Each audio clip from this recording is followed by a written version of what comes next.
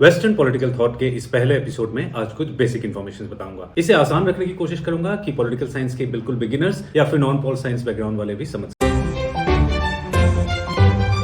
यूँ तो political thought, theory, philosophy, science इन सारे ही वर्ड्स में कुछ-कुछ डिफरेंसेस हैं छोटे-बड़े, ठीक है? बट इन सबको अब समझने की इस वक़्त समझने की हमारी रिक्वायरमेंट नहीं है और वो परिप्रेक्ष्यता भी नहीं है। तो जब-जब रिक्वायरमेंट आएगा वो आगे मैं समझाऊँगा। मोस्ट इम्पोर्टेंट पॉलिटिकल थियरी के रिगार्डिंग जो हमारे प्लेलिस्ट होंगे उसके अंदर आपको देखने को मिलेंगे, ठीक है? बट अभी हम समझने की कोशिश कर रहे हैं कि वेस्टर्न पॉलिटिकल थॉट के कुछ बेसिक्स क्या चीज़ें होती है। उसके अंदर अलग-अलग थिंकर्स होते हैं जिनको हम एक-एक करके और एपिसोड्स में दूसरे वीडियोज़ में आप देख सकते हो हमारे प्लेलिस्ट से, ठीक है? सो वेस्टर्न पॉलिटिकल थॉट से हम कंसर्न्ड होते हैं वो पॉलिटिकल आइडियाज़, पॉलिटिकल इंस्टीट्यूशंस या फिर फिलॉसफीज़ जो डेवलप हुए थे वेस्टर्न पार्ट ऑफ वर्ल्ड में। वेस्टर्न वर्ल्ड से हम क्या समझते हैं? प्राइमरीली तो हम वेस्टर्न वर्ल्ड से यूरोप को समझते हैं, कॉन्टिनेंटल यूरोप को समझते हैं, बट ओवर द टाइम हम नॉर्थ अमेरिका को भी इसके साथ, इस वेस्ट नाम के कॉन्सेप्ट के साथ एसोसिएट होता हुआ देख सकते हैं। तो आपने सुना भी होगा कई बार कि वेस्ट वर्सेस ईस्ट का एक डिबेट सुनने को मिलता है।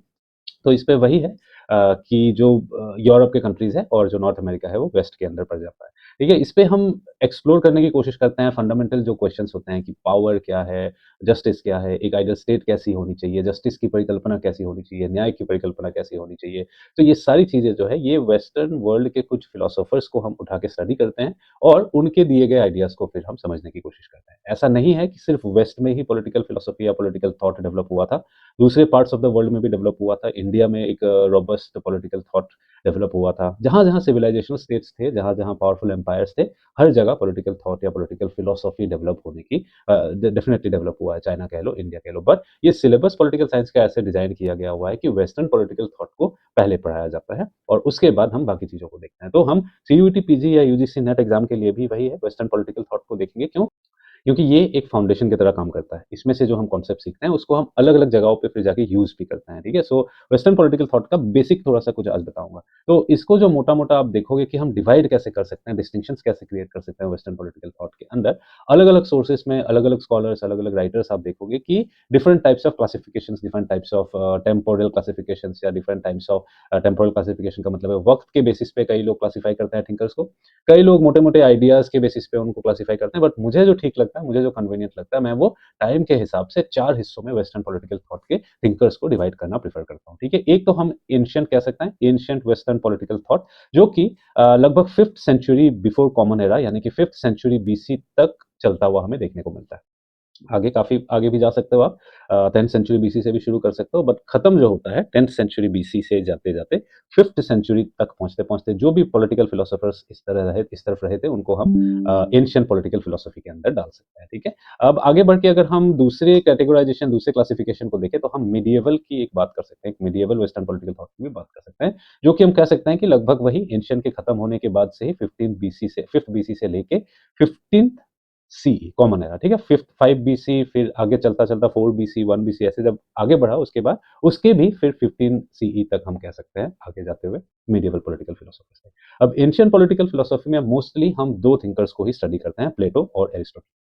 ये अलग बात है कि उनके कॉन्टेक्स्ट में, उनके रिलेशन में हम 1-2 और थिंकर्स, 1-2 और फिलोसोफर्स को देखते हैं, जैसे कि थ्रेसिमेकस हो गए, ग्लॉकन हो गया, सेफालस हो गया, इस तरह के छोटे एक-आध थिंकर्स के बारे में, एक-आध लोगों के बारे में हम और भी सुनते हैं। बट प्राइमरीली और प्लेटो और एरिस्टोटल की बात करते हैं और इन्हीं के माध्यम से हम सोक्रेटिस को भी जानने की कोशिश करते हैं।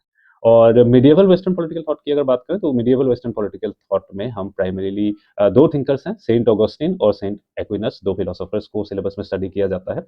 सीयूटी पीजी के सिलेबस में तो ये है ही नहीं, तो बाकी एग्ज़ाम्स के लिए अगर हम पढ़ रहे हैं तो हमें इन 2 फिलोसोफर्स को देखना है। तो एंशिएंट पॉलिटिकल फिलॉसफी के कुछ फीचर्स या कैरेक्टरिस्टिक्स अगर मैं बताऊँ तो कैसा था कि ये मोस्टली ग्रीस में चल रहा था। एंशिएंट ग्रीस के अंदर ये वेस्टर्न पॉलिटिकल थॉट के हमें ट्रेसेस देखने को मिलते हैं। मैं फिर से कह रहा हूँ, इसका ये मतलब नहीं है कि दुनिया की दूसरी जगहों में थियोराइज़िंग या फिलोसोफाइज़िंग नहीं हुए थे, डेफ़िनिटली हुए हैं।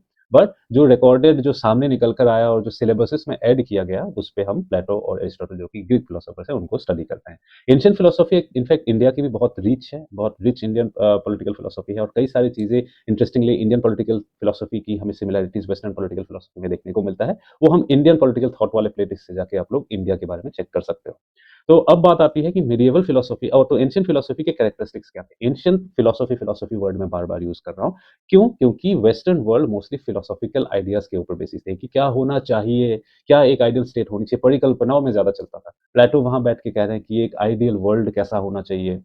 एक थ्योरी ऑफ फॉर्म्स है, कहीं से हमें ज्ञान आता है, उसमें से हम सीखते हैं। All those things are going on, philosophical concepts are mostly going on. जैसे-जैसे फिर हम आगे बढ़ते हैं मिडिएवल के बाद मॉडर्न और कंटेम्परेरी में आगे बढ़ते हैं, तो मोर ग्राउंडेड होने लगते हैं हम रियलिटीज़ के साथ। पॉलिटिकल थॉट ज़्यादा से ज़्यादा रियलिटीज़ के साथ ग्राउंडेड होने लगता है, क्योंकि अलग-अलग चीज़ें निकल कर आती है, वॉर्स चल रहे हैं, कोलोनियलिज़्म धीरे-धीरे निकल कर आता है, वर्ल्ड वॉर शुरू होते हैं, न्यूक्लियर वेपन शुरू होने लगते हैं, तो अब वो आगे चल के मौका नहीं रहता है एक परिकल्पना वाली एक यूटोपियन एक दुनिया में ज़िंदा रहने की, क्या होना चाहिए आइडियल स्टेट, कैसा राजा होना चाहिए। अब बात धीरे-धीरे पहुँची थी कि रियलिटी क्या चल रही है, बताओ एनवायरमेंटल डिज़ास्टर हो रहा है, उससे कैसे बचा जाए? ठीक है, न्यूक्लियर वॉर चल रहा है, कैसे उससे बचा जाए? तो उस तरह से धीरे-धीरे फिलॉसफी से चलते हुए आगे को हम और ज़्यादा सिस्टेमैटिक और ज़्यादा रिगोरस और रियलिटी को ध्यान रखते हुए आगे बढ़ने लगते हैं, ठीक है? सो मिडिएवल पॉलिटिकल थॉट की अगर बात करें तो मिडिएवल पॉलिटिकल थॉट जो था मोस्टली डायरेक्टेड था, मोस्टली कन्फाइंड था या मोस्टली आप कह सकते हो कि कंपार्टमेंटलाइज़्ड था on the basis of religion. Religion का काफ़ी मेडिएवल वर्ल्ड में डोमिनेंस था, दुनिया के सारे ही जगहों में। तो इसीलिए वेस्ट में भी काफ़ी डोमिनेंस था और जो कैथोलिक चर्च था, उनका काफ़ी डोमिनेंस था, पॉलिटिक्स के ऊपर उनका कंट्रोल था, ओवरलैपिंग था कहने का मतलब है। पॉलिटिक्स और रिलीजन वाज़ ओवरलैपिंग। किंग को भी लेजिटिमेसी चाहिए होता था, तो जो चर्च के जो हेड होते थे, उन्हीं से ही किंग को भी लेजिटिमेसी मिलती थी। सो डेफिनिट बात है कि पॉलिटिक्स में थोड़ा बहुत जो इन्फ्लुएंस चर्च का भी रहता था। तो वो दौर था मेडिएवल फेज़, वो चलता है जब तक यूरोप में रेनेसाँ या फिर रिफॉर्मेशन की शुरुआत नहीं होती है 15th सेंचुरी के आस-पास आते-आते। ठीक है? जैसे ही वो शुरू होता है, तो हम धीरे-धीरे मॉडर्न की तरफ मूव करने लगते हैं। सो यही है मिडिएवल पॉलिटिकल फिलॉसफी और इसलिए इस पे आप रिलीजियस फिगर्स को ही मोस्टली स्टडी कर रहे हैं। सेंट ऑगस्टीन, सेंट एक्विनास ये सारे रिलीजियस फिगर्स ही हैं। इन्होंने ही कुछ-कुछ फिलोसोफाइजिंग की थी और इन सब के अंदर गॉड को ही सुप्रीम माना गया है, डिवाइन राइट्स के कॉन्सेप्ट्स को माना गया है कि जो राजा है वो ईश्वर पुत्र है, भगवान ने उन्हें भेजा है रूल करने के लिए। हमारी हमारी रिस्पांसिबिलिटी है महाराज की बात सुननी। तो all those things are happening in medieval period. अब अगर आगे बढ़े तो मॉडर्न पीरियड शुरू होता है। मॉडर्न पीरियड वही है 15th सेंचुरी के बाद से जब रेनेसाँ और रिफॉर्मेशन यूरोप में शुरू होता है, जब इंसान सवाल करने लगते हैं दिस डिवाइन कॉन्सेप्ट्स को, भगवान से भी आगे थोड़ा-सा लोग बढ़ना शुरू करते हैं और लोग कहते हैं कि भगवान है, ठीक है, हम मानते हैं भगवान है कहीं, बट हम इंडिविजुअल्स जो है अपनी ज़िंदगी को बेहतर बना सकते हैं, हमें सिर्फ़ भगवान के भरोसे नहीं बैठे रहना है हमेशा। उस तरह की थिंकिंग, उस तरह का थॉट जब एंटायर यूरोप में धीरे-धीरे डेवलप होने लगा, उसी के छाये में आगे चलते हुए मॉडर्न पॉलिटिकल थॉट भी धीरे-धीरे डेवलप होता है। तो थिंकर की अगर हम बात करें तो सबसे पॉपुलर थिंकर हम निकोलो माकियावेली इटली से उनकी बात करते हैं। माकियावेली को कई लोग एक डिवाइडिंग लाइन पे खड़े हैं ऐसा भी कहते हैं कि उनके बिल्कुल पीछे मेडिएवल थिंकिंग थ्योराइजिंग है जिनसे वो थोड़ा-सा इन्फ्लुएंस हुए हैं और बिल्कुल एक एक पैर उनका जो है वो मॉडर्न पॉलिटिकल थॉट के तरफ गया हुआ है। तो जब माकियावेली को हम पढ़ेंगे तो और डिटेल में आपको समझ में आएगा, ठीक है? और वही है इसके फिर कैरेक्टरिस्टिक्स कैसे होंगे? इसके वही कैरेक्टरिस्टिक्स होंगे कि आप इन पूरे पॉलिटिकल थियराइजिंग में आप देखोगे कि रिलिजन और पॉलिटिक्स को सेपरेट करने की कोशिश की जाती है। कि रिलिजन अपनी जगह है और पॉलिटिक्स अपनी जगह है। और इसी कॉन्सेप्ट को हम क्या कहते हैं? रिलिजन को पॉलिटिक्स से सेपरेट करने के कॉन्सेप्ट को यस, वेरी गुड इसी को हम सेक्युलरिज़्म कहते हैं। तो सेक्युलरिज़्म के कॉन्सेप्ट की शुरुआत जो है धीरे-धीरे होने लगती है और लोग सवाल करने लगते हैं, लोग कहने लगते हैं कि we individuals are better, we can do even more. तो थियराइजिंग जो है हमारे पर्सपेक्टिव से, हमारे आस-पास से रिलेट होके चलना चाहिए। तो धीरे-धीरे उसी में फिर सोशल कॉन्ट्रैक्ट और बहुत सारी चीज़ें आते हैं जो हम डिटेल में आगे जाके सीखेंगे।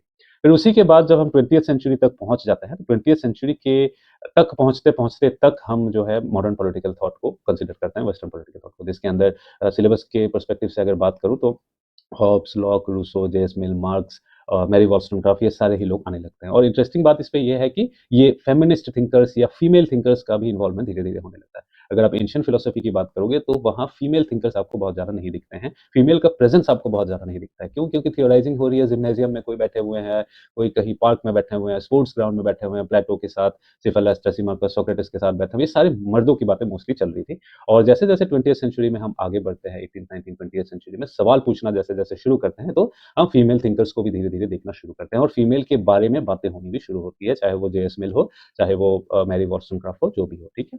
सो ये बात चलती है मॉडर्न के अंदर और 20th सेंचुरी खत्म होने के बाद से जो उसके बाद के थिंकर्स आए हैं, उनको हम कंटेम्पोरेरी में क्लासिफाई कर सकते हैं। कई जगह आपको ये क्लासिफिकेशन नहीं मिलेगी, सिर्फ मॉडर्न तक आके कई लोग रुक जाते हैं, बट मैं प्रेफ़र करता हूँ, मुझे अच्छा लगता है कंटेम्पोरेरी ग्रुप भी बनाना, ठीक है? कंटेम्पोरेरी ग्रुप के अंदर हम 20th या 21st सेंचुरी के जो फिलोसोफर्स हैं, मोस्ट पॉपुलर उनमें है जॉन रॉल्स सबसे पॉपुलर उसमें हमें देखने को मिलते हैं, रॉबर्ट नॉजिक उसमें देखने को मिलते हैं। तो ये जो थिंकर्स हैं, इनको हम मोर रिलेट कर सकते हैं, हमारे प्रेज़ेंट डे के जो कॉन्टेक्स्ट है, उससे रिलेट करते हैं। Hunger, poverty, unemployment, under development, environmental degradation इन सब चीज़ों को ध्यान में रखते हुए ये अपनी न्याय की परिकल्पना को देते हैं, अपने इक्वालिटी की कॉन्सेप्ट को देते हैं, जो पहले पहले थे वो क्या होना चाहिए, क्या है, क्या नहीं, उसके ऊपर नहीं बैठ करके ये रियल कॉन्टेक्स्ट के साथ रिलेट करते हैं। तो बहुत रेलेवेंट होते हैं ये कंटेम्पोरेरी पॉलिटिकल फिलोसोफर्स भी। तो आज जो है मैं यही बेसिक थोड़ा-सा मोटा-मोटा ऊपर से बताना चाहता था, आपको तैयार करना चाहता था कि वेस्टर्न पॉलिटिकल थॉट को सीखने के लिए आप आगे बढ़ सको। एक मुझे कुछ लोगों ने बताया कि सर आपको टेलीग्राम बनाना चाहिए, तो कुछ मैंने कोशिश किया है, मैं सही बताऊँगा मुझे इतना ज़्यादा नॉलेज नहीं है इन सब टेक्निकल चीज़ों के बारे में।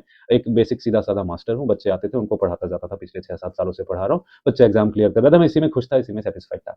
तो अब यूट्यूब वगैरह कुछ बच्चों ने कहा तो यूट्यूब मैं कर रहा हूँ और टेलीग्राम भी किसी ने बोला, मुझे पता नहीं वो बन पाया, नहीं बन पाया, ग्रुप है, चैनल है, क्या है, मुझे नहीं पता। इसी नाम से मैंने कोशिश किया था। एग्ज़ाम बंधु पॉल साइंस चेक कर सकते हो जाके। अगर बन जाता है तो या फिर कमेंट सेक्शन में ही मुझे बताना कि सर क्या किया जा सकता है, मैं क्या डाल सकता हूँ, क्या नहीं डाल सकता हूँ। बताओगे तो मुझे बहुत अच्छा लगेगा क्योंकि न्यू चैनल है और आप सबके सपोर्ट से ही फिर हम एक साथ आगे बढ़ेंगे सब लोग। ठीक है? सो आप बाकी दूसरे एपिसोड्स भी आप लोग चेक करो, चैनल को सब्सक्राइब नहीं किया है तो सब्सक्राइब करो। Thank you so much.